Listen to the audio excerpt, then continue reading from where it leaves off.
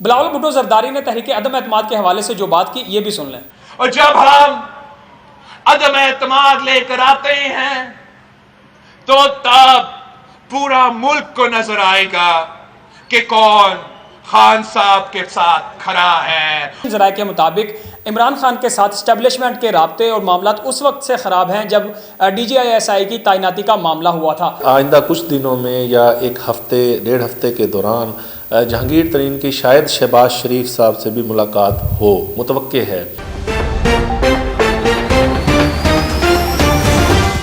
अस्सलाम वालेकुम नाजरीन, आप देख रहे हैं आराइश न्यूज़। मैं हूं अदनान याकूब। नाजरीन, मुल्क में सियासी पारा हाई है, बहुत सारी क्यासराइयाँ और अंदाजे लगाए जा रहे हैं और वो इस बिना पे लगाए जा रहे हैं कि अपोजिशन जो एक महीने पहले एक दूसरे के खिलाफ बयान दे रही थी अब इकट्ठी हो गई है। ये कोई बड़ी बात नहीं है क्योंकि PDM के इत्तेहाद में भी अपोजिशन जमातें इकट्ठी रही हैं, लेकिन हैरानकुन बात यह है कि अपोजिशन जमातों का एकदम से हुक्मरान जमात के इत्तेहादी जमातों के साथ मिलना, MQM के साथ शहबाज शरीफ का मिलना, आसिफ अली जरदारी का चौधरी बरदरान के साथ मिलना, क्या ये जो मिलन मिलान हो रहा है किसी इशारे के तहत हो रहा है क्योंकि अपोजिशन जमातें तहरीक अदम एतमाद लाने की बातें कर रही है। आज सबसे पहले बात करेंगे बिलावल भुट्टो जरदारी ने जो मुल्तान में वर्कर कन्वेंशन से खिताब किया और हुकूमत को आड़े हाथों लिया, उनका क्या कहना था, आइए आपको सुनवाते हैं। जो तब्दीली के नाम पे तबाही कर रहा है, जो हर तबका का मुआशी कत्ल कर रहा है और 3 साल बाद करप्शन, माजी का करप्शन का राब अलाटने के अलावा कोई बात करने का ना है।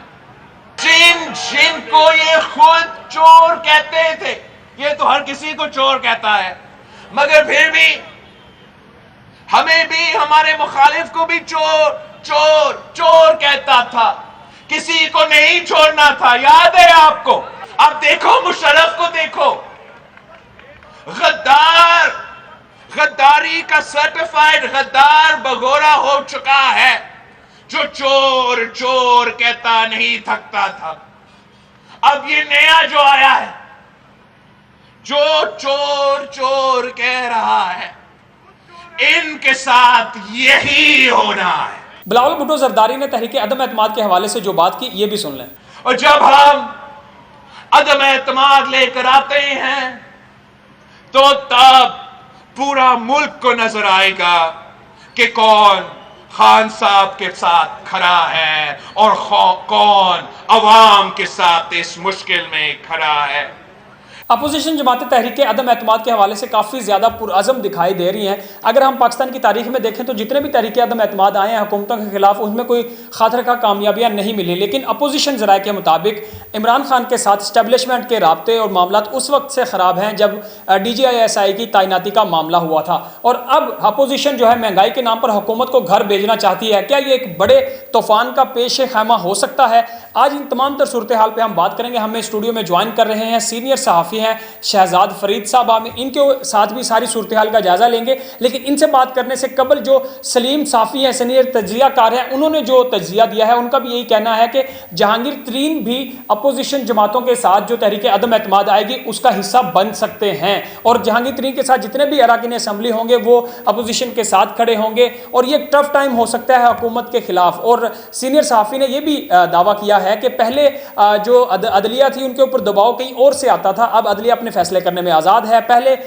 इलेक्शन कमीशन जो है वो अपने फैसले कहीं और के इशारे पे करता था, कहीं और से इशारा आता था इलेक्शन कमीशन को फैसलों के लिए, लेकिन अब इलेक्शन कमीशन अपनी मर्जी के मुताबिक फैसले कर रहा है। पहले मीडिया रिपोर्टिंग के लिए कहीं और से इशारे आते थे, अब मीडिया मालकान अपनी मर्जी से अपनी कवरेजेस कर रहे हैं। सलीम साफ़ी का ये भी कहना है कि ये जो तहरीक अदम एतमाद आ रही है इसके हवाले से जो एस्टेब्लिशमेंट है उन्होंने इमरान हुकूमत को घर भेजने का फैसला तो नहीं किया, लेकिन ना ही अपोजिशन को ये यकीन दिलाया है कि वो उनके साथ खड़े हैं। हाँ, अलबत्ता एस्टेब्लिशमेंट का ये ज़रूर कहना है कि अब वो गैर जानिबदार हैं, अपने आइनी किरदार तक सिर्फ महदूद हैं और अभी तक ये कोई फैसला नहीं हुआ कि एस्टेब्लिशमेंट अपोजिशन के साथ है या हुकूमत के साथ है। शहजाद फरीद साहब, सबसे पहले मैं सर आपसे जानना चाहूँगा कि ये अपोजिशन जमातों का एकदम से इकट्ठे हो जाना, एक महीने पहले तो जरदारी साहब नवाज शरीफ के बारे में बयान दे रहे थे कि ये धरती पे मरना नहीं चाहते, हम इनसे लड़ेंगे, हर जगह लड़ेंगे, और अब एकदम से इकट्ठे मिल जाना, सर ये कोई इशारा हो रहा है? मैं इस हवाले से समझता हूँ कि ये इशारे जो बड़े वाज़े हैं, जो बार बार हम ये बातें सुन रहे हैं कि जो इस्टेब्लिशमेंट है उसके जो है वो इस वक्त इमरान खान जो हमारे वज़ीर आज़म हैं उनसे कोई ख़ास जो है ना उनके तल्लुकात कोई इस हवाले से इस वक्त को बेहतर नहीं है। और सबसे अहम बात जो इस्टेब्लिशमेंट की नाराज़गी की जो बात हम जिसको अंडरस्टैंड कर सकते हैं, जो एक वाज़ेह इशारा है, वो ये है कि फैसल वाडा की नाअहली जो है वो इस बात का वाज़ेह सबूत है कि इस्टेब्लिशमेंट को ज़्यादा जो है इस हवाले से खुश नहीं है। और वो लेकिन मेरे ज़ाती राय में ये है कि इस्टेब्लिशमेंट इमरान खान को घर नहीं भेजना चाह रही, लेकिन ये ज़रूर है कि वो इन पर एक प्रेशर बिल्ड करना चाह रहे हैं। अच्छा शहजाद फरीद साहब, आपकी मुसद्दका इत्तलात क्या हैं कि अगर अपोजिशन तहरीक अदम एतमाद लेके आती हैं तो जहांगीर तरीन और उनका पूरा ग्रुप किसकी तरफ खड़ा होगा? इस हवाले से ये बात गर्दिश कर रही है कि आइंदा कुछ दिनों में या एक हफ्ते डेढ़ हफ्ते के दौरान जहांगीर तरीन की शायद शहबाज शरीफ साहब से भी मुलाकात हो, मुतवक्के है।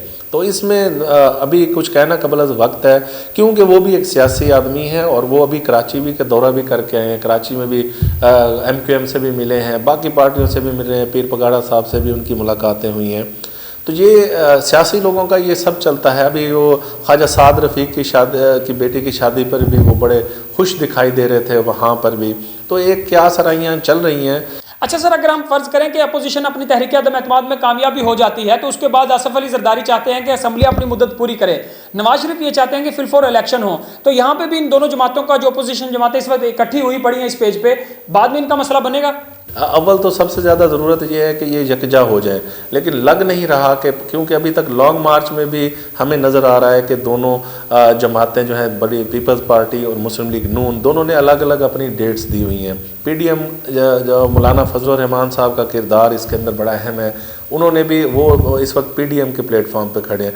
ताहम अभी तो पहले ये देखना ज़रूरी है कि पहले इनका आपस में क्या सेटलमेंट होती है। क्या 27 फरवरी की जो तारीख़ पीपल्स पार्टी ने दी हुई है, क्या पीपल्स पार्टी उसी डेट पर अपना करती है, या जो अब मुलाकातें और जो मेल जोल चल रहा है उसके नतीजे में 23 मार्च और 27 मार्च के दरमियान कोई रास्ता या कोई और डेट दे दी जाती है। क्योंकि पहले भी ऐसा हो रहा है कि बार बार डेटें मुख्तलिफ़ किस्म की आर या पार की बातें भी आ रही थी सामने, और इस तरह के अब हुकूमत गई और कल गई, लेकिन हुकूमत इस वक्त जो है वो नज़र नहीं आ रहा कि अपोजिशन जमातें अपना जो है वो उस तरह से प्रेशर बिल्ड कर पाएंगी। बहुत शुक्रिया जी सीनियर सहाफ़ी शहजाद फरीद साहब, सर आप हमारे साथ मौजूद थे। नाजरीन, अगर अपोजिशन तहरीक अदम एतमाद में कामयाब नहीं होती तो फिर हुकूमत को घर भेजने के जो ख्वाब हैं उन पर पानी फिर जाएगा, और इस्टेब्लिशमेंट की जो अभी तक इशारे हैं वो न्यूट्रल है, और अपोजिशन भी ये समझती है कि इस्टेब्लिशमेंट अभी तक इमरान खान के साथ उनके जो मामलात हैं वो ठीक नहीं है। इसी वजह से अपोजिशन जमातें इकट्ठी होकर हुकूमती इत्तेहादी जमातों को अपने साथ मिलाकर ये चाह रही है कि हुकूमत को जल्द अज जल्द